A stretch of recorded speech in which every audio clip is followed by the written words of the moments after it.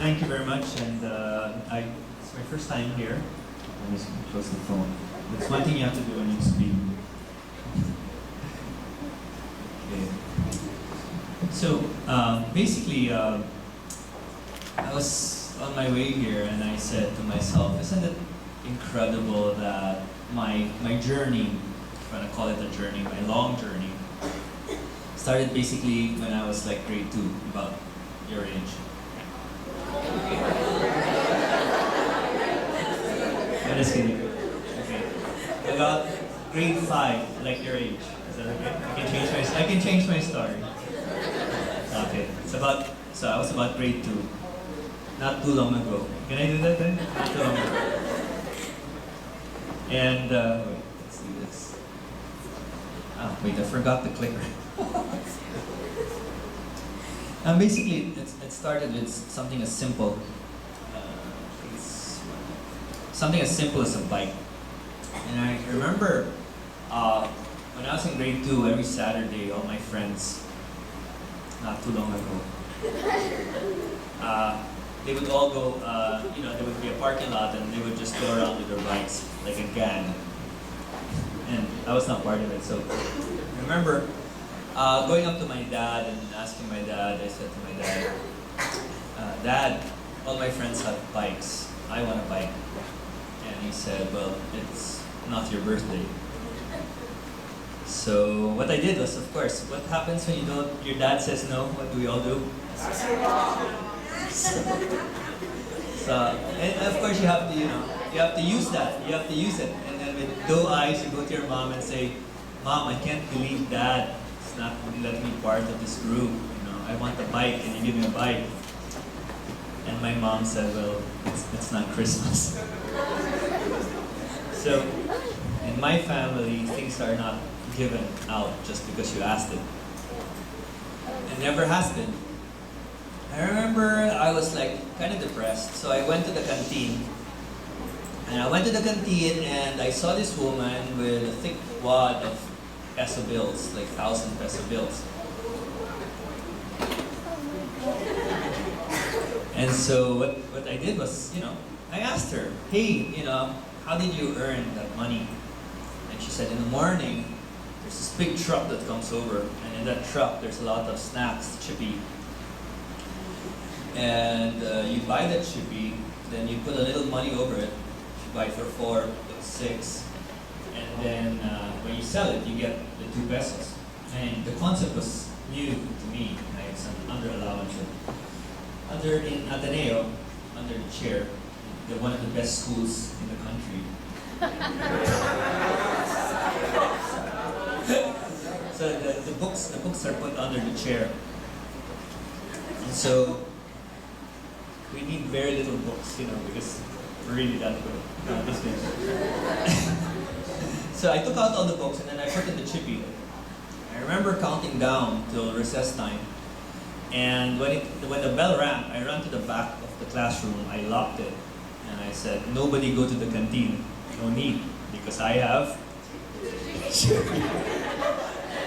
Hey, come on, it was my first business. So then I made money out of that. Then I found a way to buy bubble gum. I found out if you needed pencils, if you needed something, you can buy it for me. Now don't do that, because after 6 months I was caught. Okay, but the point is, after a month I was able to buy my own bike.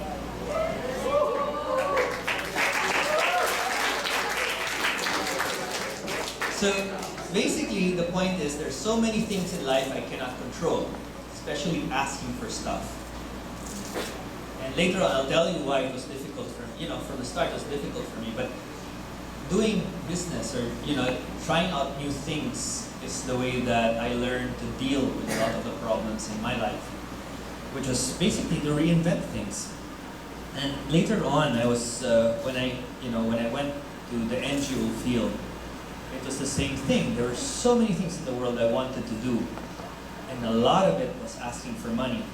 And the worst thing that I could do was ask for money, because people just don't give it to you. And you have a great cause, you see a great amount of trouble, people are hungry, people are homeless, but the hardest thing to do is ask for money. And I was never used to it. And so I thought to myself, well, that's not really what I should do. You know, hey, a big problem in the world needs a big corporation or needs a big donation, or we have to just wait for somebody to come in and solve the problem. But guys such as me, that were starting out with little money, it was not our task. But then when I started to study it, I started to see that a lot of the donations are actually cash burn. That means you have 100 people hungry. What do? You try to feed 100 people.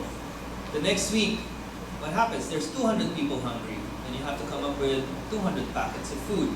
So how can we attack a problem of escalating poverty and difficulties that we're facing now and try to attack it one by one?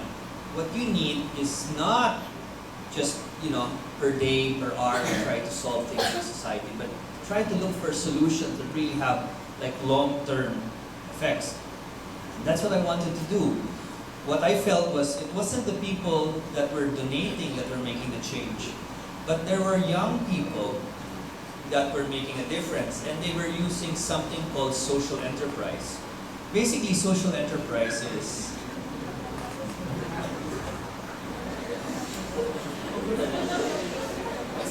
my buddy Mel. So, a mind for business, a heart for charity, or a heart for social causes. And does anybody know who this is? It's not your classmate. This is called Muhammad Yunus, and he's one of the first world social entrepreneurs. Basically what he did was he found out how to give credit to the poorest of the poor. He grouped 5 women, and he lent the money, and all of them were responsible to pay it back. If one didn't pay it, then all the loans did not go to the other 4. So they found out that banks sometimes have like 60% repayment, but this one had a 97% or 98%, so that's almost near perfect payment system. So even if you lend money to the poorest of the poor, that it was a safe bet that if you do it in terms of groups or clusters, that it will pay back. Now comes social enterprise on our side, which is we wanted to see how people that do engineering or design could be able to help people in the poorest of the poor. So one of the first things that we did was find out, like in the rural areas, what were the things that women first get themselves into. So what does a woman in the province without capital, what's the first thing that she does that does not need a lot of capital? Hint. So they wash clothes of the family, and that's for free. And do you know how much time they eat? They eat about 8 hours every week. But if you are a professional washer, you do it about 30 hours a week. What do? They bend down, they put their hands in toxic water, and basically they develop all kinds of back problems, and you don't notice it because you just give your maids you just give the clothes to your maids and just figure out it comes back clean. But in the poorer areas, a lot of the things are hand washed. So one of the first designs that we did was we wanted to figure out how can we make them sit up, get their hands out of the water, especially for people that do this kind of business, how can they wash faster so they can earn more? So this is our first attempt at what is called the bicycle washing machine. And basically you have 2 drums. You have an inner drum, a plastic one with lots of holes, so that the water doesn't spin with the clothes. And you have a chain that circles it. So this is a better view. So there's a chain, and then it spins the drum inside. And that one, the clothes, instead of washing it this way, it washes it as it falls down. So we have about 50 of these. And basically the woman bikes, she gets great legs, and she earns a lot of money. And basically what happened, this is our next one. This is actually a belt-driven bike. And so we have all of these women that actually do the washing. Their hands are free. They can basically wash about 10 kilos in about 15 minutes. And the nice thing there is you take it out, you put it in fresh water, you take out the soap, And we have another one. Does anybody bike here? You have a gearing, a smaller gearing, and if you have a smaller gearing on the other one, it spins faster. So here we have something that washes the clothes. We wash out the soap, and then we put it in the one with the smaller gearing to take out the water, basically a dryer. And the faster we can wash and dry, the faster the woman can earn.